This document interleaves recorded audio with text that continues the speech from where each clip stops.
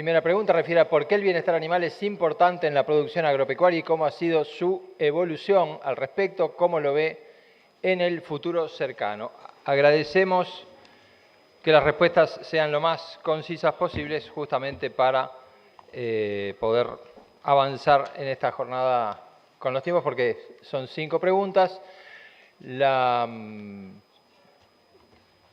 trayectoria de las respuestas, hoy de mañana les hicimos del participante más cercano al más lejano, así que esta vez podemos hacerlo en sentido inverso. Podemos comenzar con Gerardo Evia, productor de Vaquería del Este, en su reflexión sobre por qué entiende que el bienestar animal es importante para la producción agropecuaria y cómo ha sido su evolución al respecto, a la vez cómo lo ve en un futuro cercano.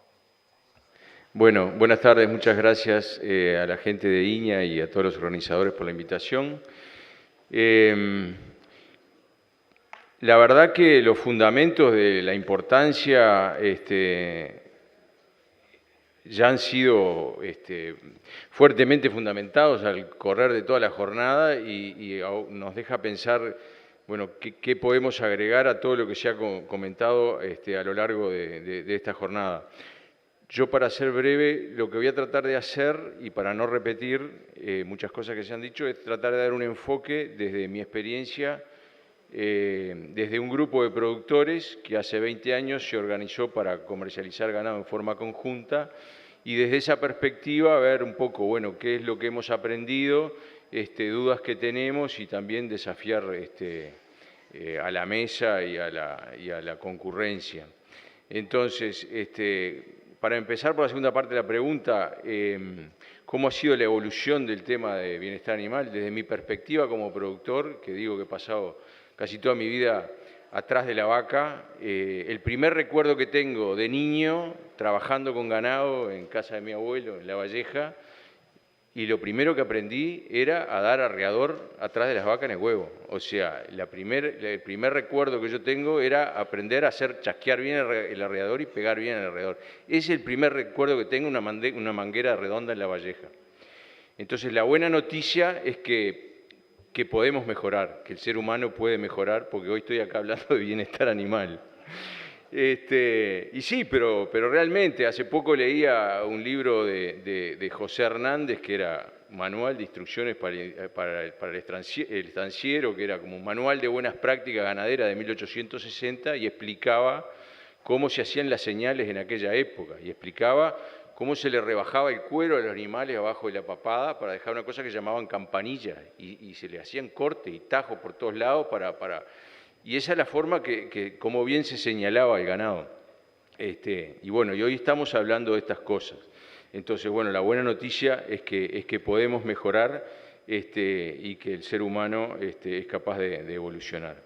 Desde el punto de vista, como decía, del grupo de productores que integro como Vaquería del Este, que se fundó hace 20 años, una de las primeras cosas que hicimos cuando decidimos tomar el desafío de empezar a comerciar en conjunto fue ir a hablar con las diferentes industrias, es decir, bueno, ¿qué aspectos ustedes entienden que valoran de la calidad del producto que compran, ¿verdad? Y es así que detectamos ya en aquella época que, bueno, que este tema de los machucamientos, de los hematomas, del rechazo por pH, etcétera, etcétera, era para ellos un tema, si bien no el más importante, era un tema que estaba arriba de la mesa. Y a partir de ahí, por un lado, intentamos desarrollar algunos protocolos para capacitar a los productores que integran el grupo a mejorar en esas prácticas, pero lo más importante es todo lo que aprendimos en términos de información. Y aquí dejo un apunte como un aporte que me parece que es muy importante para mejorar, como ya fue mostrado acá, medir. Y lo que nosotros pensábamos que teníamos el mejor ganado del Uruguay, el mejor ganado, que nuestro ganado valía más y que todo lo demás, ahí empezamos a aprender que habían productores que tenían mayor porcentaje de machucamiento, otros que tenían menor porcentaje de machucamiento, mayor rechazo por pH, menor rechazo por pH, y que había ahí mucho por trabajar. Entonces, la importancia económica, bueno, los números que daba Nacho hace un rato hablan por sí solos en términos de lo que representa en términos económicos para la industria y para los productores. Y desde el punto de vista del trabajo realizado, la realización de protocolos, la capacitación del personal, y te pido que me avises por el tiempo y en todo caso sigo después en alguna otra, son temas que a nosotros nos han ayudado. Sin embargo, hemos encontrado limitantes al momento de seguir avanzando, a pesar de la capacitación y a pesar del uso de protocolos y de procedimientos, que nos parecen un buen desafío para seguir investigando con otras formas, porque nos encontramos con temas como productores bien concientizados, bien conscientes, que al cabo de mucho tiempo, hace poco, me decía un productor, bueno, Gerardo, ¿por qué si hacemos todo? En casa hacemos todo para no tener machucamiento. Tenemos las mejores instalaciones, nosotros auditamos a todos los predios del grupo, una vez por año, verificamos el estado de las instalaciones, verificamos cómo trabajan, etcétera, etcétera. ¿Y por qué aún, si hacemos todo, el personal capacitado trabaja bien, con banderas, etcétera, etcétera, y seguimos teniendo problemas de machucamiento? Entonces, hay un enfoque en lo que nosotros identificamos que estamos fallando o que tenemos identificado que hay limitantes, que aunque el productor haga todo bien, o de repente no hace todo bien, pero no hemos detectado dónde está el problema, porque algunos, y al revés, nos ha pasado productores que tienen instalaciones al revés, o como fue dicho ya hoy, instalaciones defectuosas, con grandes problemas, que le hemos dicho, bueno, si vos no arreglás las instalaciones para el año que viene, no podés seguir comercializando porque ya no pasa ningún análisis, y sin embargo uno mira los números de ese productor de machucamiento, porque los miramos todos los años, los números de todos los productores, y hay productores que se arreglan para trabajar y cargar sin machucamiento, aún con instalaciones defectuosas. Como el manejo compensa algunas veces instalaciones defectuosas con manejo se pueden compensar, o otras veces productores con muy buenas instalaciones y graves problemas de manejo en el campo, las instalaciones no solucionan los problemas. Perfecto, Gerardo, si te parece. Gracias. Pasamos la posta a Gabriel. Bueno, ese problema cuando uno va llegando al final, ya todo el mundo le contó toda la historia. No, este no anda. Hola. Cuando uno llega al final ya todos le contaron la película, ¿verdad? Y acá me falta decir que el carnicero era el asesino, ¿verdad? Pero bueno. El tema del bienestar animal es algo que hace rato que se habla, ¿no? No es nuevo, hace años que se viene hablando, hace años que el mundo lo pide. Hay nichos de consumidores que están dispuestos a pagar un plus para llevar esos productos, no solo carne, sino pesca, huevos, verdura, todo lo que sea natural, de distintos manejos. Y bueno, nosotros, ese frigorífico, para nosotros poder cumplir con esos nichos, necesitaba de productores que le produzcamos lo que ellos necesitan. Cuando uno va a certificar, siempre la primera pregunta que uno le hacen, y me pasó en mi casa cuando dije, vamos a certificar carne natural con INAC, de mis hijos fue, ¿cuánto más nos van a pagar? ¿Para qué vamos a hacer más trabajo si no lo van a pagar? Y la que uno se empieza a preguntar es, y lo mismo nos pasó, estoy vinculado a una industria frigorífica, vamos a ir viendo productores y siempre la misma pregunta es, ¿cuánto más me pagan o qué gano de más? Cuando el concepto primero es, ¿qué gano? ¿Cuánto más? Si yo produzco lo que tú necesitas, ¿cuánto más voy a ganar al final?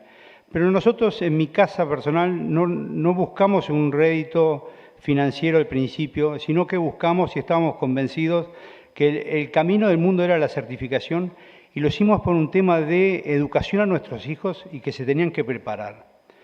Siempre uno se recibe, va estudiando y nuestros padres nos decían, tenés que diferenciarte. Hay que diferenciarse del resto, como productor rural, como estudiante. Te recibiste veterinario y salíamos pensando cómo voy a agarrar trabajo y lo primero que te decían los mayores era diferenciate en los servicios que das, diferenciate en tus conocimientos, diferenciate en lo que tú producís.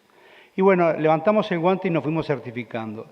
Y la pregunta es, ¿tú ganas más plata? Yo le soy sincero, en mi primera certificación con el BPU, los beneficios que me pagaba el frigorífico, nos pagaba la familia todas las aplicaciones de urea que hacíamos, o sea que el negocio era redondito. Pero siempre uno quiere más, somos querendones, y vos decís, ¿qué pasa si nosotros le vamos a poniendo, todos capaz que algunos no saben, Eduardo lo presentó, tenemos una pequeña cabaña de ovinos, Amsterdam, y teníamos la suerte de poder exportar. Y le empezamos a poner el rótulo de que estamos certificados y que tenemos certificado por Global Gap. Y yo les puedo contar con orgullo, y está mi hijo presente que no me deja mentir, que de Paraguay el 60% de las exportaciones que hicimos, le hicimos por teléfono. Entonces eso es credibilidad. Lo que nosotros decíamos que hacíamos, no solo los certificábamos, venían, nos evaluaban, sino que nos demostraban y nos certificaban que lo hacíamos. Y yo creo que esa es la diferenciación que tenemos que hacer como productores para un país, como productores para un frigorífico después, que después le podemos exigir o no, como decía Nacho, ganás tanto la torta, vemos cómo repartís. Pero primero, antes de ganar, no pongamos la carreta delante de los bueyes. Miremos, somos capaces de hacerlo y yo creo que somos capaces de hacerlo. ¿Qué necesitamos? Convicción. Cuando nosotros nos convencemos de que podemos hacer las cosas, pierdan cuidado que lo vamos a hacer. No quiero adelantarme porque no quiero cortar las otras preguntas, pero si nosotros, un claro ejemplo, y le ponemos los números que tenía Nacho, si nosotros lo que leímos, hoy me pregunto, ¿cuántos de todos los que están acá en el auditorio leyeron las auditorías de la carne vacuna de línea y de INAC y de la Universidad de Colorado de la primera? ¿Cuántos la conocen? ¿Cuántos pudieron ver la evolución entre la primera y la segunda y la segunda y la tercera? Si yo les digo que los uruguayos, los productores uruguayos en la tercera auditoría, nos dimos el enorme lujo de la miseria de duplicar la pérdida por machucones. Que eso nos lo sacan a nosotros los productores y se tira. Es pérdida de plata por completo. Y si le ponemos a la pérdida de toda la cadena, son 40 millones de dólares que salen del sistema. Se perdió, se tiró. Pero si a mí viene Gerardo y me dice, te invito a entrar a Vaquería del Este, tenés que certificarte, lo primero que yo le voy a preguntar, la primera reacción es, ¿cuánto más me vas a pagar? Y cuando yo tendría que preguntar, ¿qué tengo que hacer? ¿Qué tengo que corregir? Porque yo para corregir una cosa tengo que medirla. Y para producir tengo que medir lo que produzco para saber si soy buen productor o no soy buen productor. Y yo creo que lo primero que nosotros tenemos que... El primer eje es la convicción de que podemos hacerlo. Y después necesitamos educación. Necesitamos extensión, necesitamos planificación, necesitamos convencimiento. Perfecto, Gabriel, si te parece. Gracias. Seguimos con Fernanda Maldonado.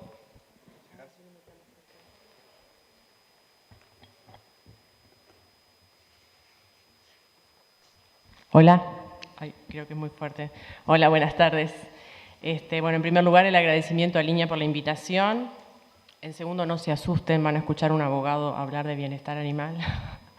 Pero bueno, vamos a tratar de darle un enfoque diferente. ¿Por qué bienestar animal es importante en la producción agropecuaria? Yo cambiaría ahí un término. Voy a contestar por qué el bienestar animal es importante para la producción agropecuaria. Quien les habla es representante del sector agropecuario en ámbitos como el consultivo de la Comisión de Tenencia Responsable y Bienestar Animal, en la COTRIBA, y interactúo todo el tiempo con agentes que no están estrechamente vinculados a la producción agropecuaria, como por ejemplo otros abogados, fiscales, jueces y muchas personas que tienen que tomar decisiones con respecto al tema de la tenencia responsable de los animales y del bienestar animal. ¿Y por qué esto es importante, el bienestar animal para la producción agropecuaria? Porque nos para, y digo nos porque yo también soy productora agropecuaria, frente no solamente a nivel internacional, sino frente a nuestros vecinos, acá cerquita, frente a un mundo que muchas veces desconoce todo el trabajo de investigación que se hace por parte de las instituciones públicas y privadas y todo el trabajo que hacen los productores rurales para el cuidado de sus animales, por diferentes objetivos. Algunos lo harán por temas económicos, otros por temas éticos, por temas de responsabilidad, pero hay un trabajo muy grande y hay una investigación muy grande y hoy fue expuesta aquí en forma muy amplia. Entonces, para mí es muy importante como sector. Hablamos mucho de la conciencia agropecuaria. Bueno, esto debe ser parte fundamental de eso que queremos transmitir, de eso que tratemos de transmitir. Reitero, no solamente hacia afuera del país, sino también hacia adentro, hacia nuestros vecinos, porque quienes muchas veces representamos a la producción agropecuaria en esos ámbitos, dedicamos muchas horas de trabajo a sensibilizar y a capacitar sobre cómo se trabaja en el sector agropecuario. Avances muchos. Hoy tenemos una ley de tenencia responsable y bienestar animal que todos asocian con los animales de compañía.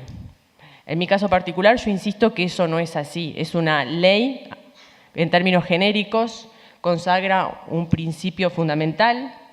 En su artículo primero, estoy hablando de la ley 18.471, que establece como fin la protección de los animales en su vida y bienestar. Eso es un avance muy importante. Tenemos una norma vinculante, tenemos una norma que obliga a los tenedores de animales a cuidar de ellos y en caso de que no lo hagan, se pueden aplicar sanciones. En lo que tiene que ver con los animales de producción, saca para fuera del ámbito de aplicación lo que tiene que ver el transporte y el sacrificio, pero todo el resto queda dentro. Es decir, que si yo hoy veo a alguien que está maltratando a un animal de producción, se puede realizar una denuncia ante la Comisión de Tenencia Responsable y Bienestar Animal y esta tiene las potestades para aplicar sanciones. Entonces creo que esto es un avance muy importante y hacia eso vamos a continuar caminando. Marcia presentaba en su última diapositiva la necesidad de legislación, la necesidad de reglamentación, yo coincido, como así también la necesidad de implementar una política pública en el tema de bienestar animal y tenencia responsable. En definitiva, yo todo lo que se desarrolló hoy aquí, por el rol que me toca jugar en este tema, lo tomo como un insumo muy importante y me gustaría que antes de que se viralizaran algunos videos con algunas prácticas que uno puede cuestionar muchísimo, se viralice el último video que presentó Marcia aquí, porque eso nos va a permitir a nosotros como sector pararnos de otra forma y trabajar mejor nuestra imagen hacia afuera. Débora, por favor.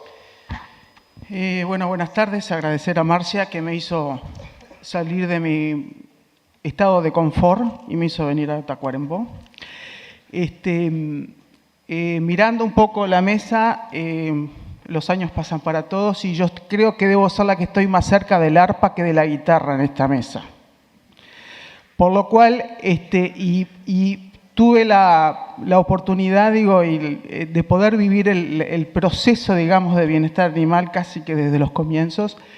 Y yo creo que nos metimos en este tema porque no teníamos más remedio, si no, no le empezamos a vender a nadie. Y eso yo creo que hay que tenerlo muy en cuenta. Y las instituciones nos dimos cuenta de que la exigencia de mercado cada vez se venía más.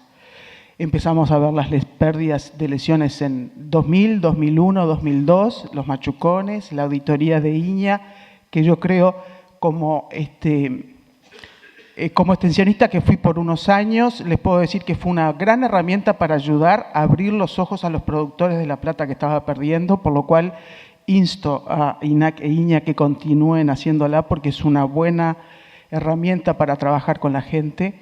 Pero también estaban los mercados que cada vez se exigían más y yo hoy hablaba con Eduardo, recuerdo el año 2004, fue un año muy removedor en todo este tema porque se dieron todas las cosas juntas, fue la primera conferencia mundial en OIE, ahí es donde se marcaban las pautas y las reglas de juego para el nivel mundial.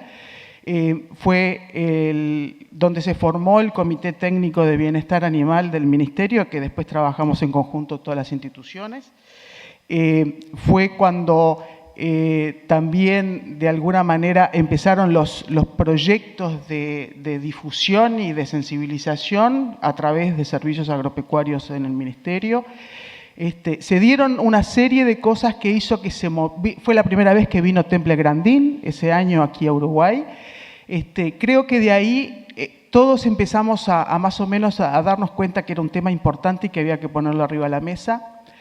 En todo ese proceso, en esos 15 años, yo creo que hoy los productores tienen claro, que quieran entrar o no, es distinto, pero tienen claro que es un tema importante, que es un tema que los mercados lo exigen, es un tema que aquellos que empiezan a trabajar con ellas, con ese tema de sobre todo en el manejo de los animales, se empiezan a dar cuenta el empleado rural, si realmente se da cuenta de cómo es el funcionamiento, casi seguida lo adopta porque trabaja menos. El hombre que se da cuenta de que no tiene que estar peleando con la vaca, que no tiene que estar cinchando, y por eso es que lo adopta. Entonces eso es bueno porque esa gente. Y el productor rural, es decir, el dueño como tal, porque con la auditoría empieza a ver las pérdidas que está teniendo o tiene el país desde el punto de vista económico. A veces no se traslada tan cerca el bolsillo de cada uno, pero creo que con el trabajo de UFA de alguna manera se va empezando a acercar. Pero yo de todo esto, hay tres cosas que creo que de aquí el más hay que seguir y hay que empezar, digamos, sobre todo con estas cosas. No dejar que ninguna normativa que nos quieran imponer o que nosotros quisiéramos poner no esté basado en ciencia. Eso yo creo que es fundamental porque si empezamos con el corazón y no con la mente, esto termina mal. Lo otro es de alguna manera el mundo ha cambiado, las generaciones han cambiado, de repente las estrategias de llegada que teníamos hace 10 años no son las que tenemos que tener hoy. Recordemos que todo el mundo habla de los millennials, pero los millennials dentro de 10 años son los que toman las decisiones en todas las instituciones y en parte del país, por lo cual a veces las estrategias van a tener que cambiar también, además para llegarle. Y lo otro que decía hoy Marcia y que creo que es importante porque a veces si lo estamos perdiendo, no solamente nosotros, en todo el mundo, pero que sobre todo se nota como las cosas de ayer, es la tolerancia. Si ustedes recuerdan, yo tengo una cosa marcada, el día que adentro del Prado se festejaba el asado más grande del mundo, en la puerta del Prado habían unos muchachos con unas carteleras diciendo cuántos animales se tuvieron que matar para hacer ese asado. Y yo creo que son compatibles las dos posiciones mientras se haga con respeto y se haga con información fidedigna, no los fundamentalistas y talibanes que puedan venir, pero cuando se hace con una información fundada, creo que deben de tener, es mi opinión personal, deben de tener espacio todas esas posiciones y respetarlas como tales. Por eso creo que la tolerancia es uno de los temas importantes a empezar a marcar también en esa educación. Y ahora que veo a la doctora Marianela acá, otra de las cosas que hace que yo he estado todos estos años, todo el mundo habla de la capacitación de los niños, de las escuelas. Este país tuvo una capacitación de todos los maestros rurales en los temas de bienestar animal y salud animal. En el año 2007 se capacitaron más de 1.500 maestros rurales. El asunto es, no tenemos capacidad de hacer la permanencia de esos proyectos. Y eso se perdió. Pero si del año 2007 a la fecha se hubiera permanecido con esa mecánica, hoy teníamos un par de generaciones de gente ya capacitada en temas como estos, o por lo menos sensibilizados. Entonces, a veces la permanencia de los temas y de los proyectos yo creo que es bien fundamental de llevarlos a cabo. Muchísimas gracias. Le damos ahora la palabra al doctor Alberto Castelar. Gracias. Gracias antes que nada por la invitación. Tiene algunas ventajas quedar en el último lugar en la respuesta de la pregunta y en la última parte de la jornada. Tuve oportunidad de escuchar parte de las intervenciones que hubo durante el día. Han tenido capacitados expositores. A diferencia de los que están en esta mesa, yo no provengo del sector agropecuario. Soy nacido y criado en el barrio sur de Montevideo, tampoco soy productor agropecuario y eso me da la ventaja de hablarles desde otro lugar. Yo acá vengo con dos sombreros, el de presidente de la COTRIBA, la Comisión de Tenencia Responsable y Bienestar Animal, y como subsecretario del Ministerio de Ganadería, Agricultura y Pesca. Por lo tanto, prefiero hablarles desde el lugar de las políticas públicas. Y les puedo contar las cosas que se han hecho desde las políticas públicas en materia de bienestar animal. Ya lo dijo Débora, ese grupo de trabajo interinstitucional que integra nuestra Dirección General de Servicios Ganaderos, el INIA, el Plan Agropecuario, el INAC, la Sociedad de Medicina Veterinaria, la Facultad de Veterinaria, la Academia, que está permanentemente trabajando en el tema de bienestar animal, está generando insumos, tiene una agenda para este año que incluye manuales de buenas prácticas, ha impulsado la acreditación de veterinarios para los establecimientos de faena, en fin. Son las acciones que desde las políticas públicas y hablando en términos de bienestar animal de los animales productivos, es lo que venimos haciendo. Desde la Cotriba, ya lo decía Fernanda, yo coincido en que la ley 18.471 tiene muchos aspectos, tenemos el defecto de ser los dos abogados además. La ley 18.471 tiene, a mi juicio, un enfoque hacia los animales de compañía, pero es cierto que tiene normas claras con respecto a bienestar animal. Ya lo mencionaba Fernanda, yo puedo agregar que el decreto reglamentario de la ley, el 204 del 2017, que vino a sustituir al decreto 62 del año 2014, que realmente exacerbaba el alcance de la ley, recoge en uno de sus artículos, si no recuerdo mal, el artículo 12, las 5 libertades que consagra la OIE, de modo que coincido en que el marco normativo también se ocupa del bienestar animal. Pero a mí me quedaron, de lo poco que pude escuchar de esta mañana y de lo que escuché hoy, algunas cosas me quedaron sonando. Una, se mencionó varias veces la palabra educación. Y no sé si por primera vez se mencionó un concepto que era el que yo quería traer acá, y lo mencionó Fernanda, y es el de conciencia agropecuaria. Y yo creo que el tema del bienestar animal de los animales productivos también pasa por un tema de conciencia agropecuaria. Y en el sentido que decían los panelistas que me antecedían, no solo por el beneficio económico que puede significar trabajar en clave de bienestar animal para obtener mayores réditos económicos. También es un tema, como decían hoy, es un tema de convicción, es un tema de diferenciación en calidad de nuestros productos, es un tema de educación. Y si no podemos mejorar estos estándares, seguramente es porque nos falta trabajar mucho en capacitación y sensibilización de nuestros productores, de nuestros trabajadores rurales, también de los agentes de las políticas públicas, por cierto. Yo creo que ahí está el desafío, trabajar en clave de conciencia agropecuaria. Hoy Marcia, cuando estuvo hablando de educación de mañana, hizo alusión a otro episodio que todos conocemos reciente en estos días en la exposición de Palermo, que se dio una situación parecida a la que relataba Débora, quizás fue un poco más mediática por sus características, pero eso es conciencia agropecuaria. Vivimos en un país agropecuario, vivimos en un país cuya la base de la economía es la producción agropecuaria y la producción agroindustrial, y sin embargo se dan episodios de esto, porque aquí también se dan en el ruedo de la Rural del Prado, episodios como el que ocurrieron en Palermo hace unos días. Eso es conciencia agropecuaria. Conciencia agropecuaria es tener una identidad de país productor de alimentos, tener una identidad de la cultura de la ruralidad, de las familias que viven y producen en el campo alimentos, para los 3 millones y pico de personas que somos nosotros y para 25 millones de personas más.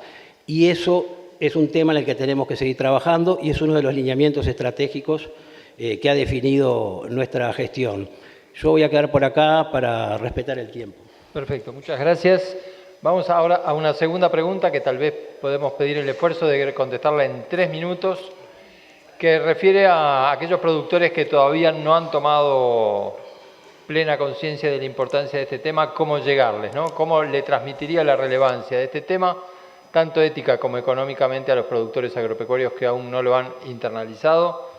Y mantenemos el orden, arrancamos con el doctor Gerardo Evia. Siguiendo un poco la línea de razonamiento que venía expresando y en relación a esta pregunta, yo creo que hay 2 elementos fundamentales para internalizar estos conceptos y transmitirlos.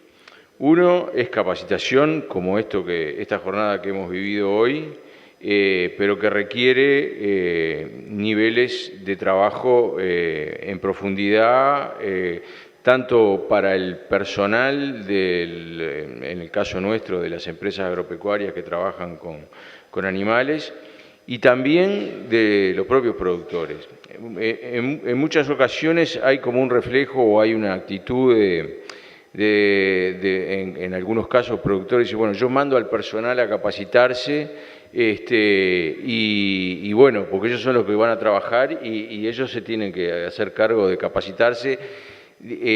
Lo que quiero decir es que hay que asumir responsabilidad, porque muchas veces me ha pasado, por ejemplo, de estar trabajando con productores y con productores que han participado en instancias de capacitación, con personal de campo que ha participado en instancias de capacitación con nosotros, y de repente el patrón está parado en la puerta del tubo cuando ellos están tratando de encerrar el ganado. Entonces el que tiene que capacitarse primero es el productor, y tomar responsabilidad y asumirla y compartirla con el personal. O sea, capacitación, un elemento fundamental. Y lo otro que yo refería hoy son los números, datos para medir, para que los productores puedan acceder a toda la información. Nosotros aún hoy hay plantas frigoríficas de las cuales no conseguimos datos de machucamiento, digamos, no tenemos retorno. Entonces, ahí cuando se habla de estructura de la cadena, y Nacho hablaba hoy, bueno, de lo que se pierde por bienestar, tantos dólares se pierden por acá, hay que sumar y poner los datos. Yo sé que tiene costos para la industria de repente poner un individuo tildando a ver cuántos machucamientos tiene una res, pero si no le transmitimos los datos al productor, eso no se hace evidente. Por lo tanto, capacitación y números para medir cuándo vamos haciendo bien o mal las cosas. Perfecto. Gabriel García Pintos, ¿cómo hacer el ejercicio de llegarle al productor? Extensión, educación, educación a los empleados. Nosotros, Gerardo dice, tenemos que ir los patrones con los empleados. Yo les cuento que en certificaciones que hemos tenido, los auditores, antes de ir a las mangas, me iban a ver la casa del personal. El baño, si había calefón, la heladera, si no había remedios, que había comida, los colchones y las almohadas. O sea, empezamos por el personal y después nos íbamos a trabajar las mangas. ¿Sí? Y después íbamos a inspeccionar las mangas. Hoy hablaban de cómo tenían que hacer las mangas, si uno tiene el concepto de que tenemos que tirar lo que teníamos viejo y hacer todo nuevo, poner caños, hacer todo. No. Lo que tenemos que usar es sentido común.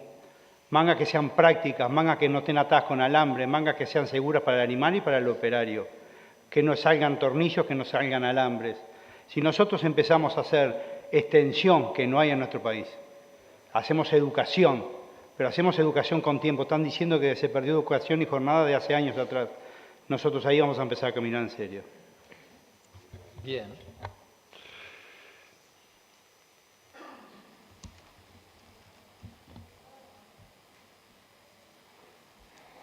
Fernanda.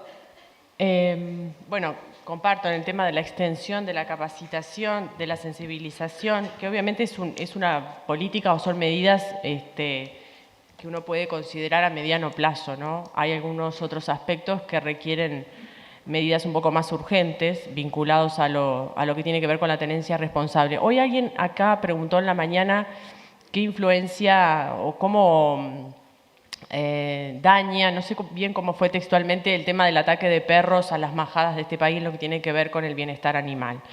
Bueno, en esos casos, más allá de la sensibilización o la capacitación, hay que aplicar la ley y aplicar las medidas que la ley establece en forma ejemplarizante.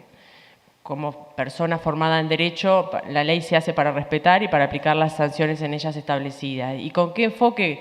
Con el enfoque de que todos somos tenedores de animales de compañía y animales de producción.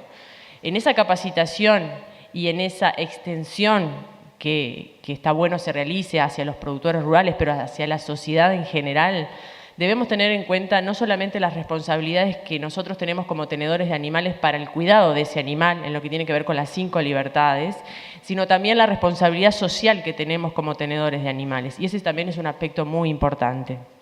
que en nuestro país existen desde hace muchísimos años, desde la sanción del propio Código Civil, que ya ni recuerdo de qué año es, tal vez de Castelar me ayuda, pero donde se establecen una serie de responsabilidades para aquellos que no son responsables en el manejo o en la tenencia de sus animales, en la identificación, etc. Y ahora, recientemente, con la ley que yo les acabo de mencionar en mi primera intervención, en lo que tiene que ver con los animales de compañía. Así que sería bien interesante, me parece, hacer que esto fuera una actividad transversal. Una de las cosas por las cuales se caracteriza el sector agropecuario es por la gran institucionalidad que tiene con diferentes objetivos. Es decir, bueno, buscar la transversalidad y de una forma interdisciplinaria empezar a sensibilizar y a involucrar más a los productores en este aspecto. Sin duda hay un tema cultural que es fuerte y que marca bastante. Hoy aquí alguien mencionaba de que la cultura la hacemos todos y la cambiamos todos, y creo que es uno de los desafíos más importantes que se nos presentan.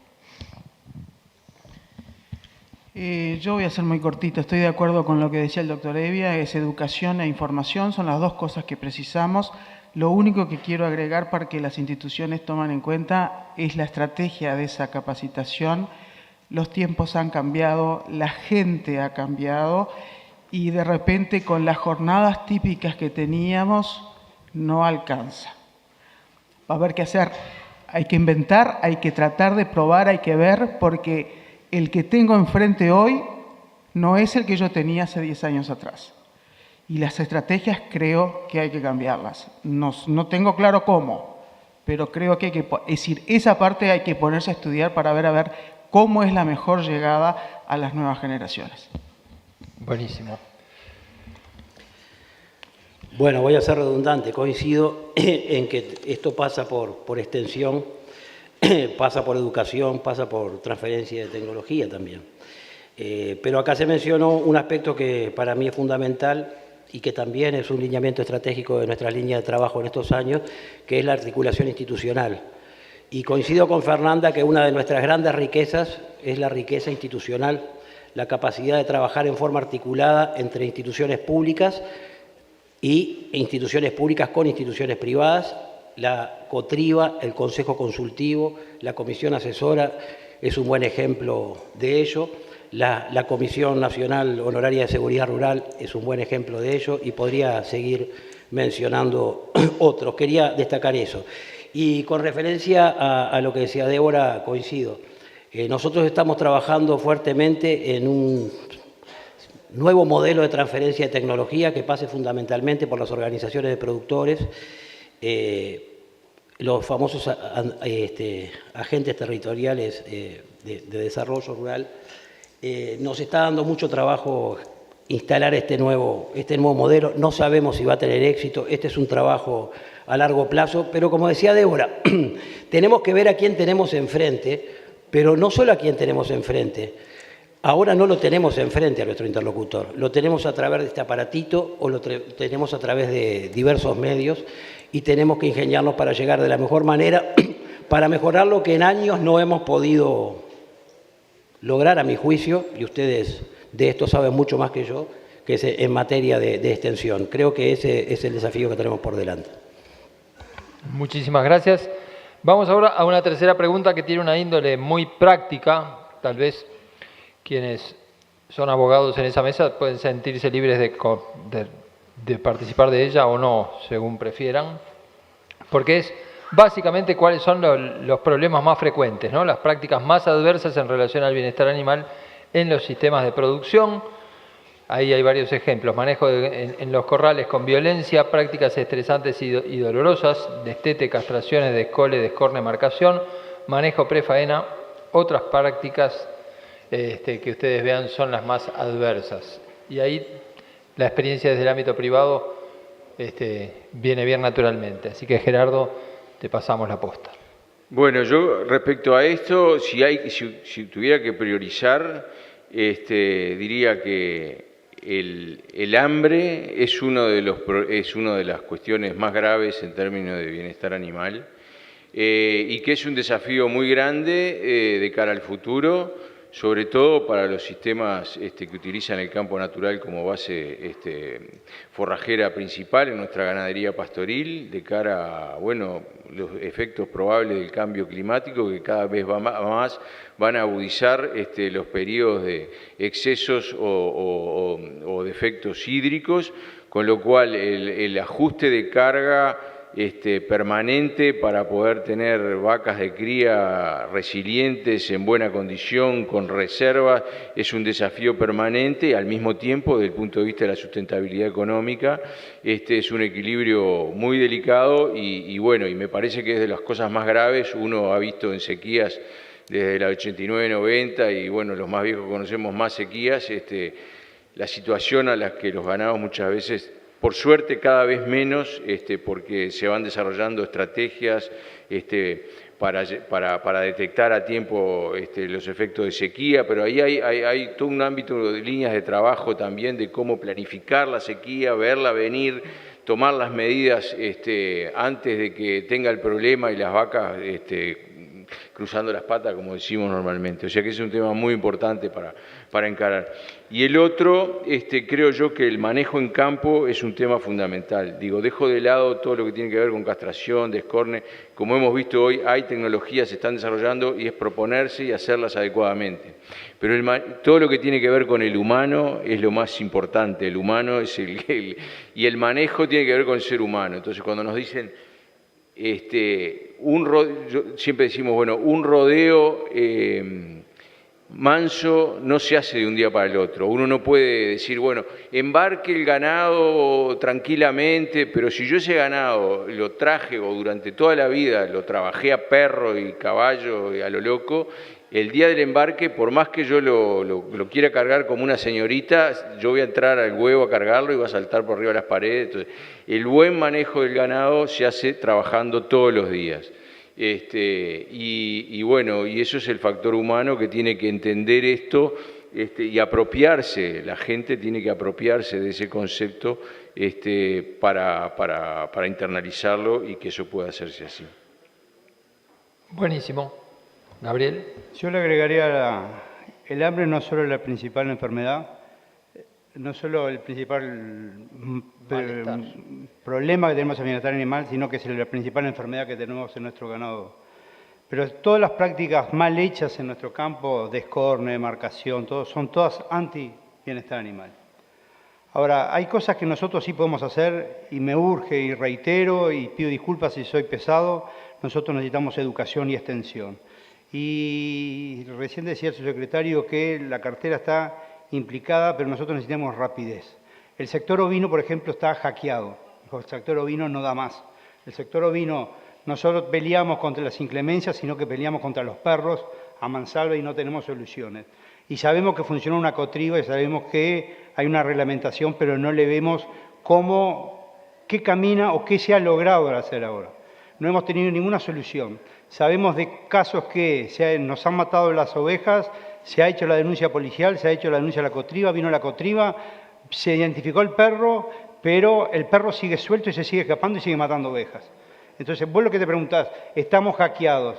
Y yo le voy a decir al productor, estás hackeado, te mataron 80 ovejas, perdiste $16.000, pero haceme bienestar animal. Entonces, nosotros tenemos que, primero que nada, ordenar la casa, ordenar las sillas y después empecemos a limpiar. Bien. Fernanda. A mí se me ocurre hacer una pregunta, porque Marcia me dijo, tú podés decir, la idea es un poco a veces salir de la zona de confort, ¿no? Acá habla de cuáles son las prácticas más adversas en relación al bienestar animal en los sistemas de producción. Ejemplos, menciona, y al final vieron que dice prácticas de tenencia responsable. ¿Puede ser una práctica adversa yo irme de mi establecimiento y dejar mis animales de compañía, dejar mis perros sueltos sin ningún control? Pregunto, un desafío, ¿no? ¿Puede ser una práctica adversa no atar los perros de noche? Cuando hay tormenta, por ejemplo, que es cuando más se dan los ataques de las ovejas. Obviamente lo pongo como ejemplo el sector agropecuario porque estamos hablando con productores agropecuarios, pero es una pregunta que va para toda la sociedad, ¿no? Estamos hablando de lo que es tenencia responsable.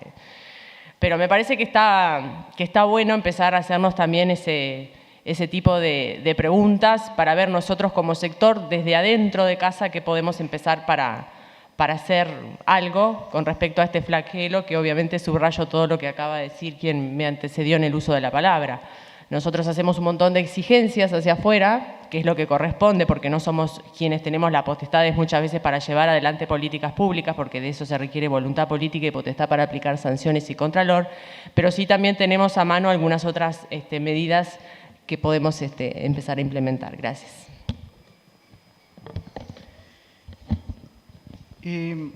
Hoy parece que nos estamos de acuerdo con el doctor Hevia. Creo que sí, que el hambre es lo primero que hay que desterrar, después seguimos conversando. Y todo lo que comentó Gerardo que se puede venir es tal cual. Con respecto a las prácticas dolorosas, es decir, o aquellas que producen dolor, está claro de que es decir, se nos viene, si cada uno lo va a poder adaptar o adoptar en su predio según los tiempos que precise, pero es como que es un camino de no retorno, por lo cual si queremos seguir jugando en la cancha grande, tenemos que ponernos campeones, las alpargatas ya no dan.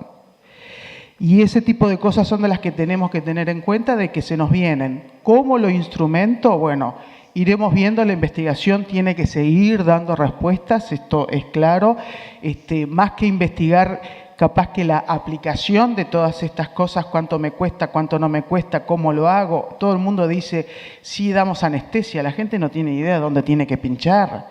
Entonces, esa capacitación va a tener que venir, va a tener que darse, por lo cual creo y una de las cosas que yo he visto en los últimos tiempos y que, claro, yo estoy muy sentada en Montevideo ahora y me es más fácil, pero a veces yo digo, en las inundaciones, porque las sequías, lo vemos en las inundaciones, a veces es más difícil, pero yo pregunto, ¿no podemos con la información que tenemos sacar los bichos antes que les tengan el agua hasta el cogote? Eso sí es problema de bienestar. Y dicen, no, es espantosa la sequía. Bueno, la inundación. Pero si sabemos que se nos viene el agua, saquemos los bichos antes. Yo sé que eso me van a decir, claro, en Montevideo es muy fácil, pero a veces nos dejamos estar sabiendo que va a subir el agua y después vemos los bichos o las mortalidades y las matanzas que hay de bichos ahogados. Yo creo que eso a veces no le damos tanta bolilla en los últimos tiempos, pero cada vez las inundaciones han sido mayores. Creo que la marcación es una de las cosas que se puede sacar siempre y cuando el sistema de trazabilidad funcione adecuadamente, y esas son de las cosas que también tenemos que decir. Cuando tengamos confianza en el sistema, ahí sí podemos sacar la marca. Mientras tanto, yo creo que no va a ser tan fácil desde el punto de vista cultural sacar la marcación. Y con respecto a lo de los perros, ni quiero entrar porque es un tema que a mí me enerva. Entonces, lo único que digo es, la ley está escrita, está en blanco y negro. Lo que tenemos que hacer es cumplirla. Nada más.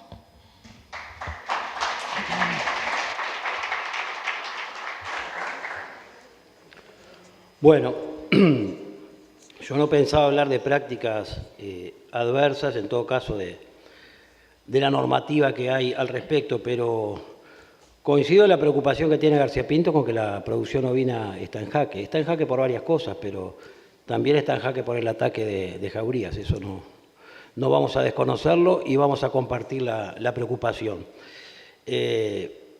Pero una vez más Fernanda se me adelantó. Yo pensaba hablar justamente de la tenencia responsable. En buena medida, esos lamentables episodios son causa de una tenencia irresponsable de parte de los habitantes de los pueblos y ciudades y también de los habitantes del medio rural. Creo que Fernanda ya lo dijo. Debemos reflexionar más y trabajar más en materia de tenencia responsable, porque si los animales quedan sueltos en el campo, si en algunos casos el fin de semana el propietario o el personal se va para el pueblo, los perros quedan en el campo, es muy probable que terminen en conductas de ese tipo. Y esto pasa por tenencia responsable y hay iniciativas con respecto a esto, pero como es un cambio cultural, el de la tenencia responsable, esto seguramente va a llevar tiempo y no le va a resolver el problema a García Pinto ni a los productores que le están matando ovejas y están perdiendo capital, y nosotros nos hacemos cargo y asumimos la misma preocupación que tienen esos productores. Igual hay legislación vigente, el Código Rural está vigente, quizás hay que revisar el artículo 123, por ejemplo, pero el 125 está vigente y es de aplicación en todo el territorio nacional y es bueno que se sepa. Y con respecto al cumplimiento de las normas en materia de bienestar animal o de la gestión de denuncias por parte de la COTRIBA en el caso de accidentes como el que se comentaban, el margen de acciones es muy reducido y lo tenemos que admitir. Nosotros podemos capturar a los animales, podemos darles un destino, podemos sancionar si ubicamos al tenedor irresponsable, pero una de las campañas que nosotros llevamos adelante con rotundo fracaso, debo admitirlo, es el tema de la identificación de los animales. La identificación de los animales permitiría, en casos como los que se relatan, saber quién es el responsable de ese animal. Porque acá se está manejando en nuestra sociedad un dato de cuántos perros hay cuál es la población de perros. Todo el mundo maneja 1.734.000 perros. Ese dato sale de una encuesta que la COTRIBA hizo en el marco de sus cometidos, que es realizar estudios. Realizó una consultoría, contrató a una consultora para tener una idea de cuál era la población de perros, porque nos hablaban de 600.000 hasta 2 millones. ¿Cómo llegamos a ese número? Por una encuesta de hogares. Es decir, que el 1.734.000 perros que decimos que hay son porque las personas se declararon tenedores de esos animales. De modo que la población estimada tiene tenedores o propietarios, irresponsables en la mayoría de los casos. Yo creo que en eso es en lo que tenemos que trabajar, por lo menos desde el lugar institucional que estoy representando hoy aquí, y lo estamos haciendo. Reitero, no son medidas que vayan a tener resultado en el corto plazo y no le vamos a resolver el problema a los productores que están perdiendo capital cuando ocurren estos incidentes, y reitero, de eso nos hacemos cargo y compartimos la preocupación. Gracias. Muchas gracias. Todos sabemos aquí que el tema de perros y ovejas es hipersensible. De todos modos, no quisiéramos que fuera el eje que acaparara toda la temática, porque bueno, el sentido de la jornada es las prácticas de bienestar animal y su incidencia pensando en los animales de producción, por lo menos como tema insoslayable. Y en este sentido, la cuarta pregunta apunta a si sería favorable instaurar mecanismos de control, si sería favorable que los productores recibieran algún tipo de inspección, entonces, y de certificación. Entonces la pregunta dice si ve viable la existencia de mecanismos de control a nivel de campo en relación al bienestar animal y la tenencia responsable. Ejemplos: determinar prácticas que son inaceptables, prácticas que son preventivas, estado de instalaciones y algún otro, y si se cree que debe agendarse como una política pública con mecanismos de control. Y seguimos con el orden habitual hasta ahora y le pedimos a Gerardo que comience con el tema. Respecto a este punto, esto hace a la cuestión de la moral y el derecho. O sea, primero definir qué es lo que es correcto o lo que no es correcto, lo que está bien o lo que está mal. Eso es el campo de la moral y la ética. En general, el derecho va atrás de eso. Nosotros estamos en un estadio donde tenemos una norma jurídica bastante genérica, que más allá de que la doctora mencionara que no es exclusivamente para los animales domésticos, tiene un énfasis particular en los animales domésticos y de compañía, porque en general todos los aspectos vinculados a los animales de producción, la propia norma adjudica su reglamentación o control o supervisión al Ministerio de Ganadería, les establece un estatus paralelo, digamos, ¿no? Exacto. De cualquier manera, pasar al ámbito de una fase de control implica determinar determinados consensos y pasar a una reglamentación más específica que determine, bueno, cuál sería los estándares de tenencia responsable para determinadas especies, cuál es la edad máxima de castración, en fin. Para recién ahí pensar en mecanismos de control que a su vez como política pública tienen costos.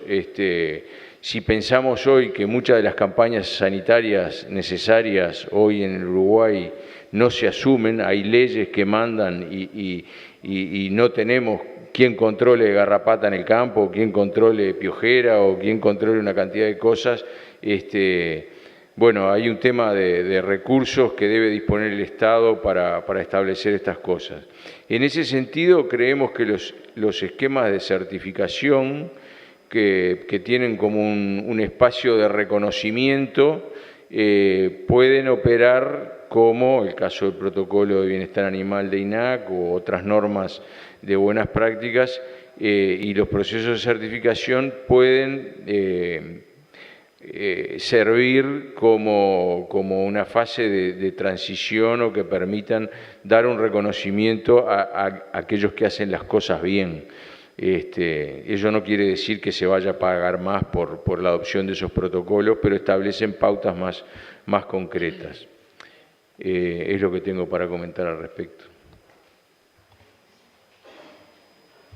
Yo creo que hay mecanismos de control, pero yo creo que primero que nada tenemos que hacer, yo dije hoy, mencioné 2 veces la palabra convicción. Yo soy veterinario y pregunto, ¿cuántas veces fuimos a trabajar en un campo y hay tubos que nos permitan trabajar y que sean seguros para nosotros? Hablaba Marcia del tema del inmovilizador eléctrico anal y lo tenemos que usar por seguridad nuestra. ¿Cuántas veces vamos a embarcar y no hay embarcaderos? Y nos quejamos después de los machucones. Es un tema de educación, es un tema de extensión. No le voy a pedir al Ministerio, que no tiene gente para controlarme la garrapata, no tiene tiempo para controlarme la sarna y el piojo, que me venga a controlar las mangas. Y para eso no está el Ministerio, y Sanidad Animal es Policía Sanitaria, y para eso está. Pero sí tengo mecanismos de certificación. Yo me certifico bienestar animal y a mí me viene un auditor todos los años a controlarme. Y si yo no cumplo las normas, las tengo que levantar y me inspeccionan de vuelta. Y si yo teniendo una norma que me certifique por un lado que tengo todas las cosas bien, yo tengo que cumplir. Pero yo tengo que tener premios y castigos. Pero para tener premios y castigos tengo que tener un encadenamiento confiable. ¿Qué es un encadenamiento confiable? Tiene que haber una cadena en la carne en la producción. Sí hay una cadena mucho más confiable a nivel de vacunos y hay ejemplos como Vaquería del Este, que hace años que funciona, como Carne Fuquera que funciona. Lamentablemente en el rubro vino no hay encadenamiento, no existe cadena, no existen cajas negras en los frigoríficos, varían los porcentajes de rendimiento y les pongo un ejemplo, no es lo mismo un porcentaje de rendimiento normal cuando uno envía con los rendimientos que obtienen un concurso de cordero de Sarandí del Sí, los rendimientos son totalmente distintos, entonces no hay confiabilidad. Y lo peor de todo, cuando el productor tenemos los corderos listos en noviembre, la industria no nos levanta los corderos. Entonces yo no puedo hablar de encadenamiento confiable y no puedo hablar de una cadena que hay de producción. ¿Qué necesitamos? Un baño de humildad y necesitamos sentarnos a trabajar y trabajar. Tenemos el respeto y tenemos historia de que hemos podido hacer cosas de ejemplo. Y tenemos un ejemplo acá en el INIA, quien fue el que organizó esto, que nos invitó, que tenemos que felicitarlo, cómo podemos funcionar lo público con lo privado. Entonces copiemos lo bueno y sigamos trabajando para adelante.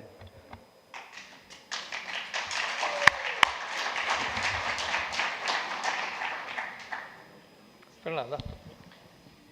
No, en mi caso simplemente reiterar lo que dije al principio.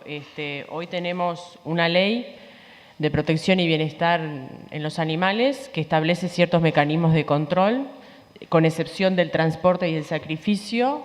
Entonces, ante prácticas muy adversas contra los animales, se puede entablar la denuncia correspondiente y aplicar las sanciones correspondientes. Y con respecto a si cree que debe agendarse como una política pública, insisto que sí, que debe ser a futuro plasmado como política pública. Perfecto. A mí los controles no me gustan mucho. Eso es la verdad, creo que a veces se regula solo.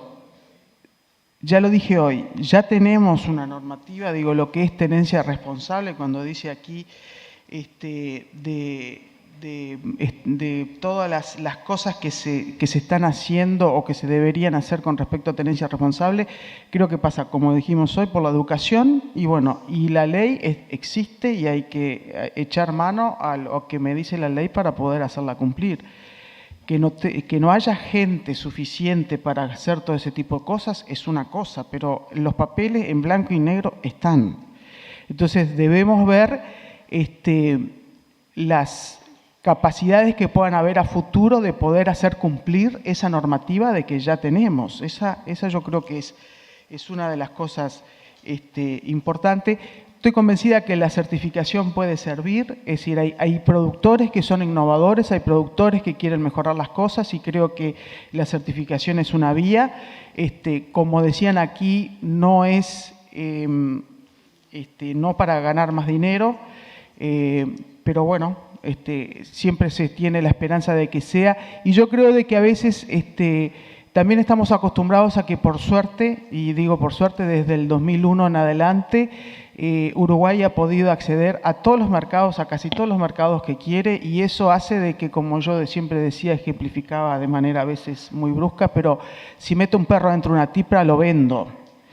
Eso debemos tener muy cautelosos de que por distintas razones, pueden ser nuestras o pueden ser ajenas, eso se puede perder y el costo de acceder a los mercados va a ser alto y aquellos que están certificados es bien claro que van a acceder mucho antes, por lo cual puede ser también una herramienta para momentos difíciles que no podemos dejar de descartar y tenerla e ir probando a veces con algunas de esas certificaciones, porque a veces lo que más nos cuesta es el adquirir la rutina de llevar los protocolos, de llevar todas las cosas, porque en sí, si se ponen a pensar, no cuesta mucho más caro, ni es más trabajo y más pienso. Que eso, bueno, cada uno sabe el costo que puede llegar a tener. Pero creo que la certificación en sí, controles extras, si la gente todavía no está capacitada y no está convencida, creo que es otra vez poner en blanco y negro cosas que después sabemos que no podemos cumplir.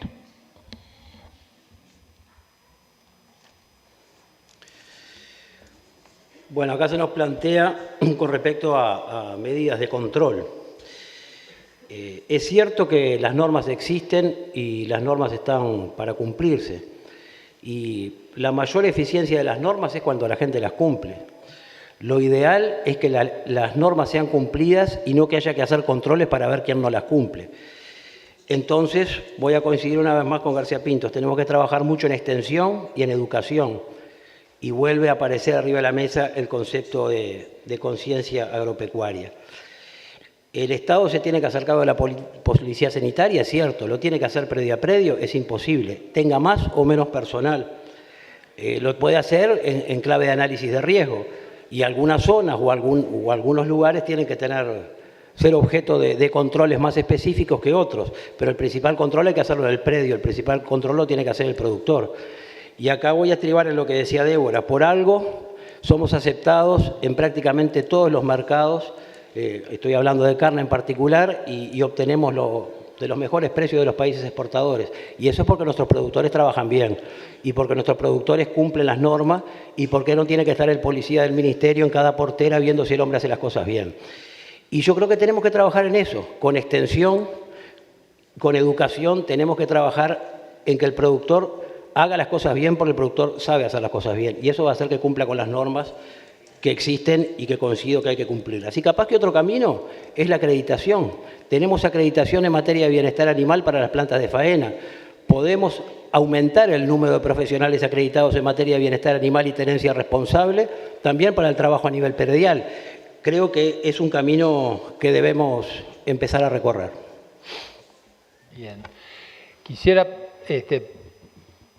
precisar un poquito más el sentido de esta pregunta para ver si en un minuto una respuesta casi que es de sí o no, pero la pregunta, por poner un ejemplo práctico, refiere a si se imaginan un escenario en el cual si un productor en el futuro castra un ternero a los 7, 8 meses sin anestesia, debería ser apercibido o debería de alguna manera haber algún tipo de control sobre prácticas que se entiendan son inaceptablemente crueles, poniendo ese ejemplo, ¿no? destetar muy tarde sin anestesia. Simplemente si lo ven como algo que debería ser tema del Estado o de realizar algún tipo de control, o preferirían que no fuera así. Coincido con su secretario. El principal responsable es el productor. Coincido que le hace más daño y causa más daño y es más bienestar animal una garrapata o 300 garrapatas arriba que transmite tristeza en otros animales que si le doy anestesia va a castrar un ternero o no. Y eso le hace perder muchos millones de dólares al país, la garrapata, la tristeza, los daños en el cuero, que si yo estoy usando una anestesia que puede salir muy barato o no. Coincido con la doctora, con la colega hoy, pero yo creo que nosotros tenemos que ir paso por paso, ¿verdad? Y para ir paso por paso necesitamos convicción, necesitamos educación, necesitamos extensión, necesitamos programación, necesitamos planificación. Perfecto. Fernanda primero y Alberto después. Sí, no, porque ante el ejemplo concreto que tú acabas de poner y uno habla de control, parece como hasta un poco ridículo. ¿Cómo voy a controlar? ¿Cómo voy a saber? O sea, el tema de la posibilidad de ejercer el control o no. Nosotros hoy tenemos diferentes leyes que lamentablemente no se respetan, pero una de las formas eficientes de hacer cumplir la ley es el tema del control. Y ante la constatación de la violación de esa ley, la aplicación de la sanción correspondiente. Hay varios mecanismos para lograr algún objetivo en lo que tiene que ver, en este caso puntual, con el tema de bienestar animal, que son la sensibilización, la extensión, bueno, todo el tema de la concientización de la importancia. Cuando uno dice control, o en mi caso, me refiero a situaciones extremas, ¿no? O, por ejemplo, yo voy a poner un caso concreto para el tema del control. Ante la tenencia irresponsable, ¿no?, de determinados animales, por ejemplo, tener los animales en la vía pública, ante la tenencia irresponsable de los animales de compañía, o ante alguna práctica alevosa contra el animal, bueno, en esas situaciones sí tengo que ser estricto en los controles, ¿no? Me refiero a si yo salgo ahora a la ruta y veo a una persona que le está pegando un caballo con un palo y le da sin piedad, bueno, ahí sí tengo que ser estricto en los controles. Por eso, ante el ejemplo que tú acababas de dar, mi exigencia de control se veía un poco infundado. Por eso contesto la pregunta. Alberto también había pedido la palabra. Sí, a mí me llamó bastante la atención esta pregunta. No creo que debería haber un reconocimiento o un castigo aparte del que ya hay. El reconocimiento no, es el... pero estamos todavía en la pregunta previa, digamos, no hemos pasado a la quinta, sino que era como una precisión de la previa. Con respecto a la práctica. Que se ejemplificaba a través de ese acto de castrar un animal ya grande. Está bien. O que se mueran los de hambre los animales. Coincido con lo que dice Fernanda. La única diferencia que tengo es con respecto al concepto de control.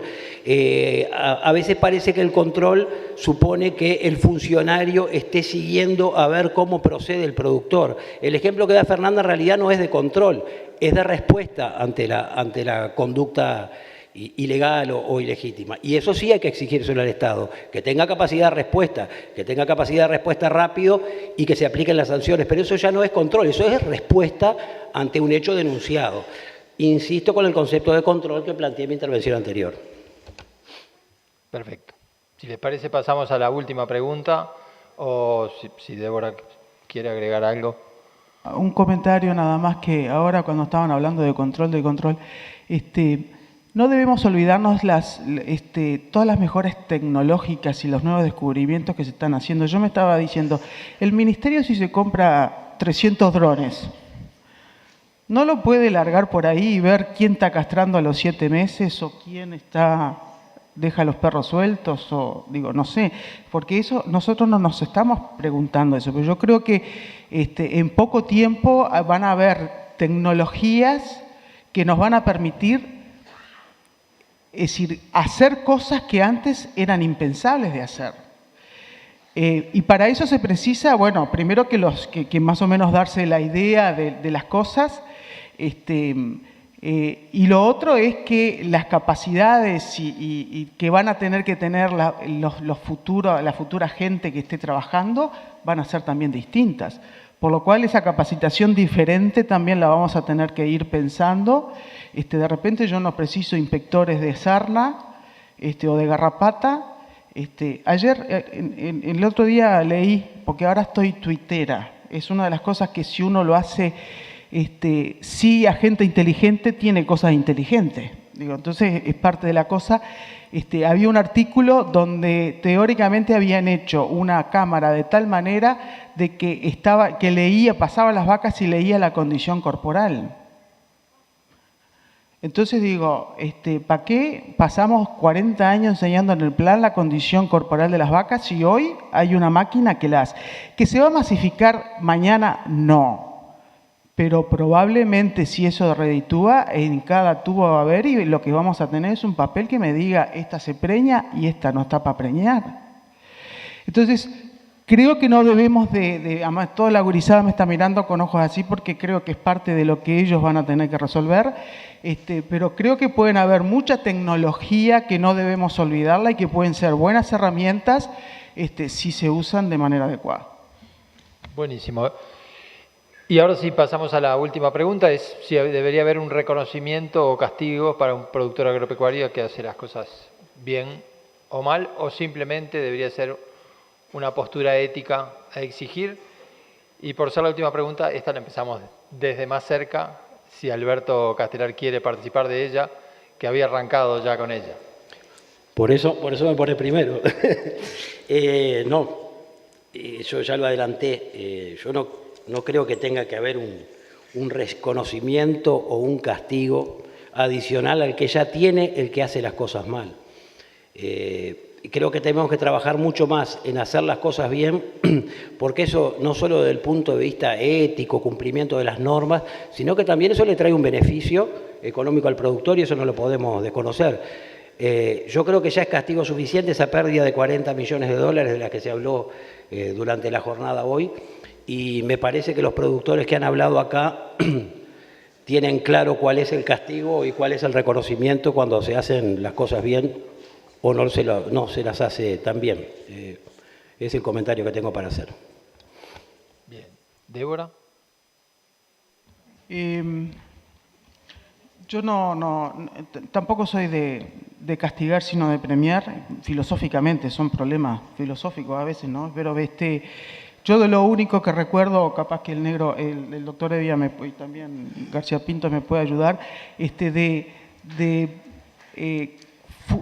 cosas que funcionaron como la ley de leche calificada era porque se premiaba. Cuando nosotros, penamos a la gente, a veces las cosas funcionan menos que cuando se premia y por eso siempre el ejemplo que tenemos o que yo tenía era leche calificada, puede haber otros, pero creo que es más por el premio que por el castigo, porque el castigo se supone que ya está en la norma. Entonces es como que, lo que decía Castelar, si aplico la norma, el que hace las cosas mal va a tener ya su merecido. En cambio, si promovemos el hecho de que de alguna manera se premia a la gente que hace no las cosas bien, sino las cosas por encima de lo que es bien, porque si no estoy premiando las cosas que son normales que deberían hacerse. ¿Tá? Hoy los gurises salvan los exámenes así nomás y es lo que tenés que hacer. Entonces, cuando se premia, se tiene que premiar por algo que es excepcional y no porque es normal hacerlo. Eso es, filosóficamente, es lo que pienso. Fernanda. Sí, yo coincido con Débora, prefiero el tema del estímulo, ¿no? Para el que hace las cosas bien.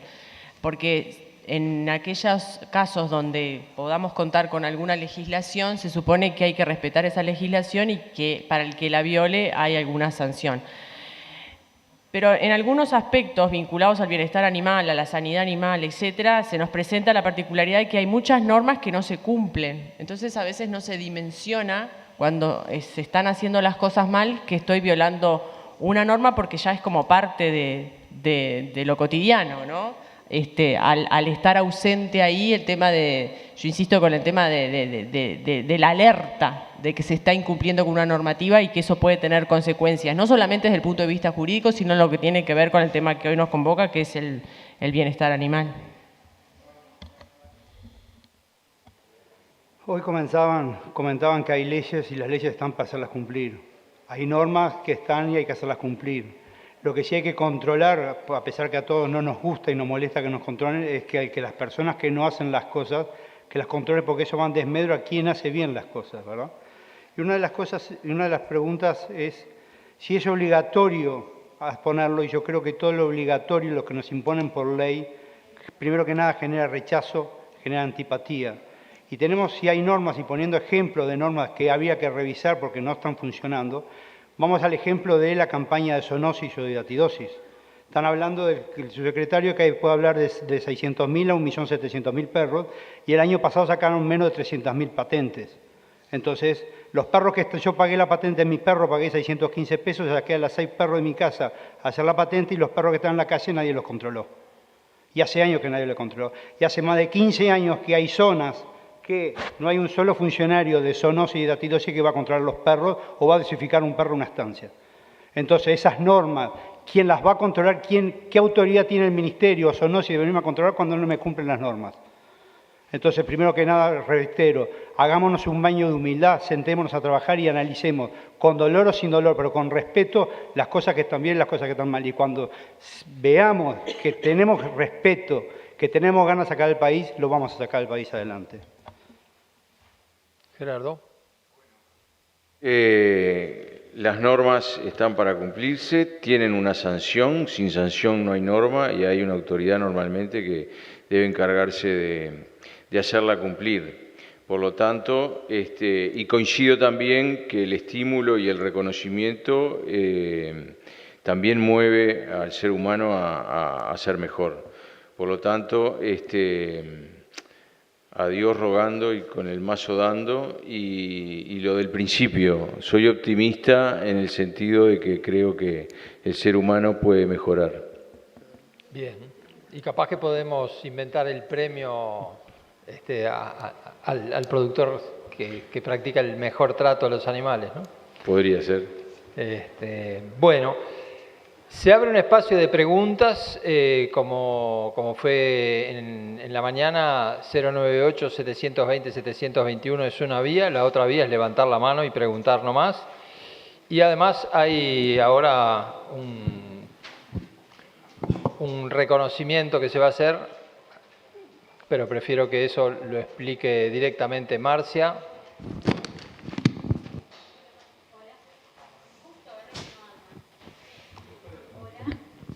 Hola. Bueno, antes de que se vayan, de que se siga yendo la gente, que nosotros queríamos hacer un reconocimiento a la doctora Débora César. Débora ha trabajado en el tema bienestar animal desde siempre. Nosotros valoramos muchísimo su trabajo y a mí me gustaría destacar algunas cualidades personales de Débora. La forma en que llega a la gente, yo creo que una jornada de ella tiene muchísimo más llegada que quizás 5 de otra, no sé, mía o de cualquier otra persona que llega de otra forma. Creo que eso es muy lindo de valorarlo. Creo que no hay que esperar a que la gente no esté más o se jubile para hacer este tipo de reconocimientos, pero bueno, Débora se nos jubiló. Y la verdad que nos parecía lindo, importante hacerle este reconocimiento. Y en cuanto a sus cualidades como persona, a mí me gustaría contarles que hoy no lo dije, pero todo este trabajo que estamos haciendo súper novedoso de lo que es el tema de los machucones y de tratar de determinar la edad de los machucones, todo lo que son los análisis más complicados, digamos, todo lo que es la histología, la microscopía, ayúdame con los términos, Débora, más complicados todavía.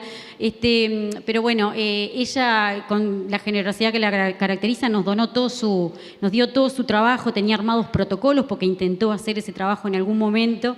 Y bueno, ni siquiera tuvimos que hacer muchas actualizaciones, Débora, de una cantidad de cosas, y la Facultad de Medicina, los forenses tomaron ese trabajo de ella y queremos resaltarlo. Bueno, y todo este análisis que estamos haciendo de muestras de tejido y de no me sale ahora, de inmunohistoquímica, está todo basado en la propuesta que ella había hecho hace un tiempo y no pudo concretar ese trabajo de experimentación. Así que bueno, por todo eso y por tu aporte al bienestar animal, Débora, queremos hacerte un pequeño regalito.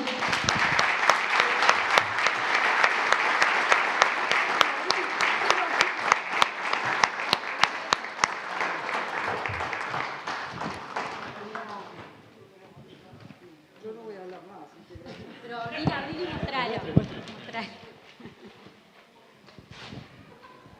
Rompe nomás.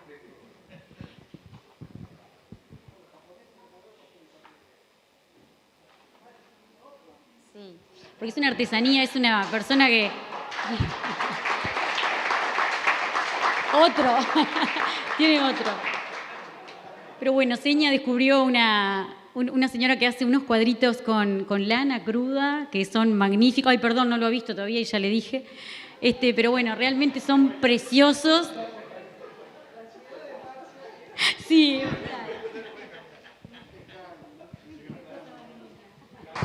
Bueno.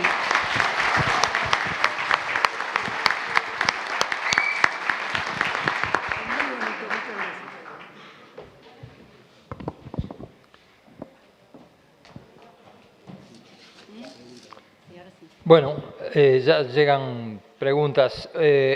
Una plantea si no debería exigirse que hubiera sombra en todos los potreros, así como se exige en los alambrados de determinadas condiciones.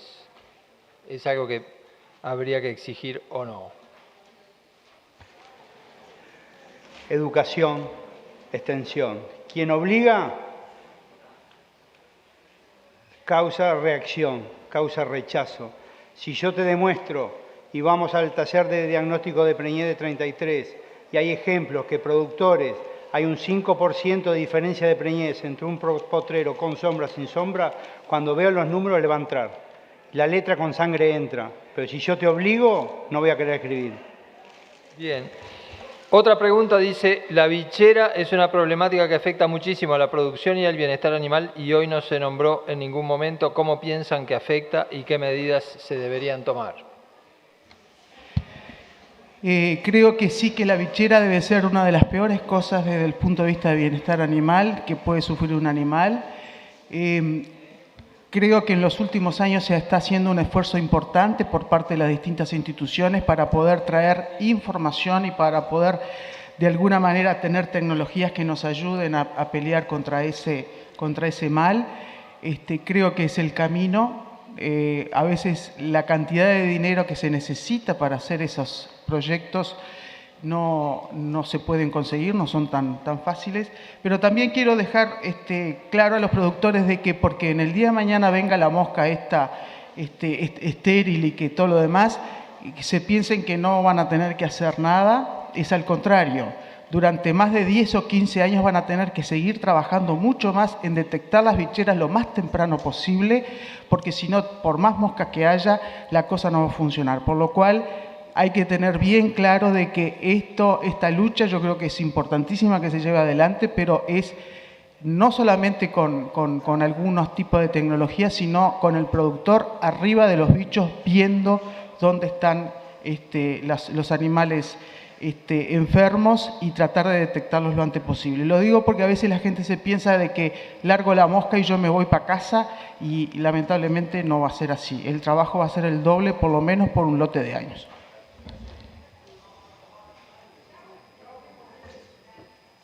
¿Alguien más quiere comentar algo de la bichera? Y si no...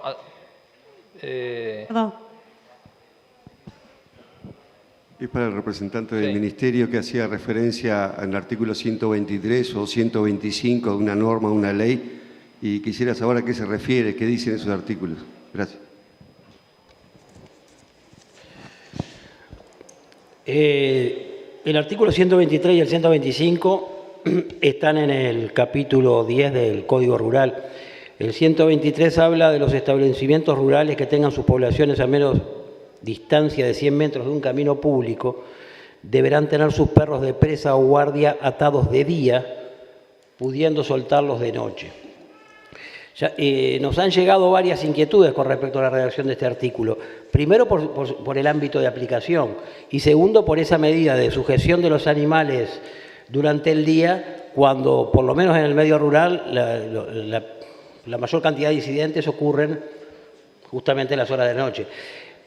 Yo lo planteo como un tema a reflexionar, no estoy proponiendo una modificación legislativa, sino que capaz que esta, como tantas otras normas, tendrían que ser objeto de, por lo menos, de análisis y estudio. Y el artículo 125, creo que la mayoría saben de qué estoy hablando, es el que autoriza al productor, en caso de encontrar animales que están agrediendo a su ganado, en el caso, pueden proceder al sacrificio, pero si quieren lo leo. Los propietarios ocupantes tienen el derecho de matar los perros ajenos que encuentran en sus poblaciones o cerca de sus ganados, cuando aquellos no acompañen o sigan a sus dueños, y bueno, y después habla de los daños y perjuicios que pueden ser objeto de resarcimiento. Quiero una última pregunta, que en realidad vino en la mañana y no la pude compartir allí. Hay varias, quiero decirles, hay varias felicitaciones al guiso del mediodía que llegaron. Y dice, felicitaciones a los expositores. Mi planteo va por el lado de saber si hay colaboración concreta entre la industria y el gobierno para tratar temas como el que se ponía de mañana como ejemplo en la marcación o otros relacionados al tema, más concretamente si las instituciones públicas están al tanto de que no se cierran algunos negocios por estos temas, y otras que habiendo tanto material sobre el tema, ¿por qué no existe un protocolo para la producción primaria en la cadena cárnica? Básicamente acá se compartía información de que se perdían algunos negocios por el marcado de los animales, si había una interacción público-privada en torno al tema para ver cómo actuar respecto al mismo. Bueno, yo les puedo parcialmente responder la pregunta. Cuando venía en viaje hacia acá, escuché parte de la intervención en la que se habló del perjuicio económico que supone para el comercio de los cueros el hecho de la marca. Sí, se está trabajando. Hay un grupo de trabajo que ha tenido sus buenos momentos y no tanto, me refiero en cuanto a la frecuencia de las reuniones y a la producción de materiales, que está estudiando precisamente este tema. El tema de la marca y el tema de la propiedad. Últimamente, y producto de un error conceptual, se ha asociado la propiedad a la identificación electrónica de lo que comúnmente llamamos la trazabilidad. Mientras la normativa vigente siga vigente, la propiedad es la marca. Tenemos que revisar esto por esa razón de índole económico que se planteó hoy en cuanto al valor de los cueros, y porque, como decía Débora y varios acá dijeron, estamos viviendo en otro mundo y quizás tenemos que revisar algunas cosas. Yo no propondría entrar a la discusión de la marca en el día de hoy, pero quiero parcialmente dar una respuesta. Concretamente, sí hay un grupo trabajando a nivel del Ministerio y en el que participan también otras instituciones, donde se está estudiando una posible revisión normativa de algunos de estos aspectos. Hay una pregunta. Hola, Joel, productor rural de la zona de Arapey de Salto. Con respecto a lo que hablaban de denunciar al maltrato animal o bienestar animal, ¿a quién hay que referirse cuando uno va a hacer una denuncia de ese tipo? Eso no, la verdad que no está nada claro, pues si yo voy al destacamento policial de mi zona y digo, mirá, el vecino está matando todo de hambre porque se le antojó que no quiere vender, se van a reír y me se van a burlar los policías de mí. O si le digo, mirá, vi un tropero en la calle pegándole al caballo o maltratando a un animal, también se van a... No sé a quién hay que referirse cuando uno habla de hacer una denuncia de ese tipo. Interesante. Sí, la denuncia hay que hacerla ante la COTRIBA, la Comisión de Tenencia Responsable y Bienestar Animal. También se puede hacer ante la Comisión Departamental de Tenencia Responsable y Bienestar Animal. Pero yo les quiero aclarar algo. Cuando se modificó la ley, de la ex CONAOVA, la ley 18.471 que se venía hablando hoy, que sigue vigente, pero algunos artículos fueron modificados a través de la ley de presupuesto. ¿Qué se modificó básicamente? El diseño institucional de aquella Comisión Nacional Honoraria de Bienestar Animal, que era la CONAOVA, y se crea la Comisión Nacional Honoraria de Tenencia Responsable y Bienestar Animal, lo que hoy se conoce como la COTRIBA. Esa comisión a nivel nacional está integrada por el Ministerio de Ganadería, que la preside, por el Ministerio del Interior, por el Ministerio de Salud Pública y por el Congreso de Intendentes. Y su correlato en los departamentos, las comisiones departamentales, las integra el director departamental del Ministerio de Ganadería, que la preside, en este caso Guillermo Seijo, un representante del Ministerio del Interior, que en algunos casos es el jefe de policía o quien este designe, un representante del Ministerio de Salud Pública, que a veces es el director departamental de salud o quien este designe, y representante de la Intendencia departamental en cada caso. ¿Por qué hago esta aclaración? Porque para que la Comisión Nacional funcione y funcione bien y las departamentales funcionen y funcionen bien, se requiere que articulen muy bien estas instituciones que la componen. Y no en vano le dimos esa integración o propusimos esa integración que finalmente el Parlamento votó, porque entendíamos que esta política solo se podía llevar adelante en la medida que articularan bien las instituciones públicas que están involucradas y que a su vez tuvieran la capacidad de articular con las instituciones privadas y los productores y las organizaciones de productores que también están involucradas en este problema y en esta política. Concretamente, la respuesta se puede hacer directamente a la COTRIBA, que tiene en su página web un espacio para hacer las denuncias, o se puede hacer ante la comisión departamental. La pregunta siguiente va a ser, bueno, sí, pero si yo quiero reportarle a alguien el hecho, ¿a quién lo hago? Bueno, por eso hablé de la constitución de las comisiones. Si usted se dirige a la seccional más próxima, por ejemplo, seguramente, si está bien instruido el funcionario, se encargará de canalizar a través de la comisión departamental o de la nacional esa denuncia que recibió, porque lo que va a pasar en el ejemplo práctico, que usted está en campaña y ve una práctica de esa, pasa por la camioneta por el destacamento y antes que entrar a la página web de la COTRIBA, capaz que se le ocurre ir al destacamento. Bueno, hágalo. Porque si el funcionario está bien capacitado, él va a saber cómo canalizar esa denuncia que usted recibió para que llegue a donde tiene que llegar, que es la COTRIBA, la Comisión Nacional o la Comisión Departamental.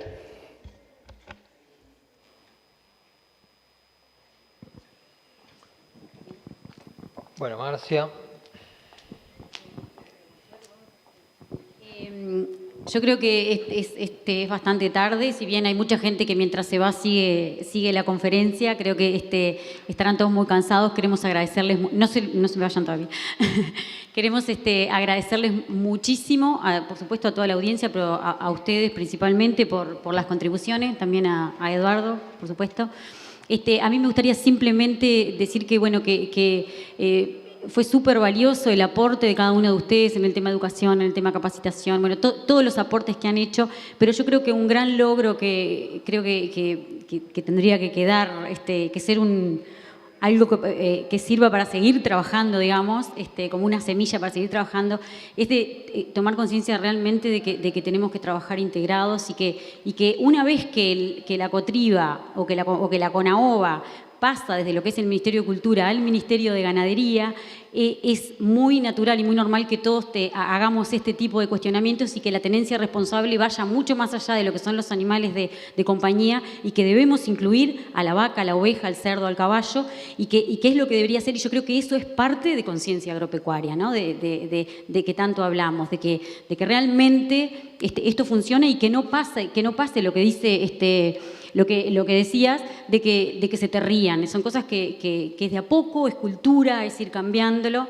pero creo que es fundamental que el pasaje del Ministerio de Cultura al Ministerio de Ganadería nos creó muchísima expectativa de que no iba a ser solamente el control de determinado tipo de animales, sino que íbamos a poder también estar pendientes de barbaridades que ocurren en el sector agropecuario, que hay mucha gente que trabaja bien, pero todavía hay cosas que están pasando que quizás sean inaceptables. Y no solo eso, también trabajar en el largo plazo, en integrar, en capacitar, o sea, en políticas de muy largo plazo también, ¿no? Y no solamente pensar en las denuncias, en las cosas de cortísimo plazo. Entonces, ojalá esto sirva para que podamos interaccionar, una interacción real y con ganas de hacer cosas concretas y planes de acción concretos de corto, mediano y largo plazo para poder dar respuestas, pero más que para poder dar respuestas, lo que yo pienso que es muchísimo más importante es para lograr realmente cambiar la mentalidad de la gente y para poder estar siguiendo presente en un mercado que ya no es suficiente solamente con, bueno, vamos a hacer extensión, vamos a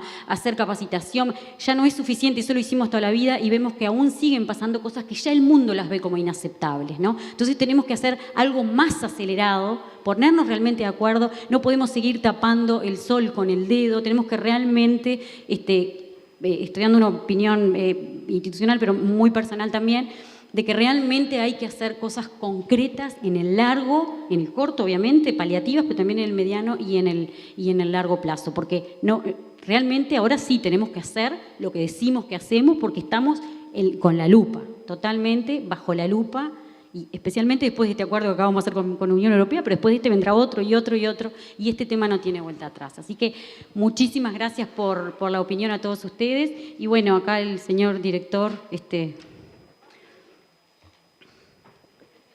va a hacer una entrega de un pequeño detalle.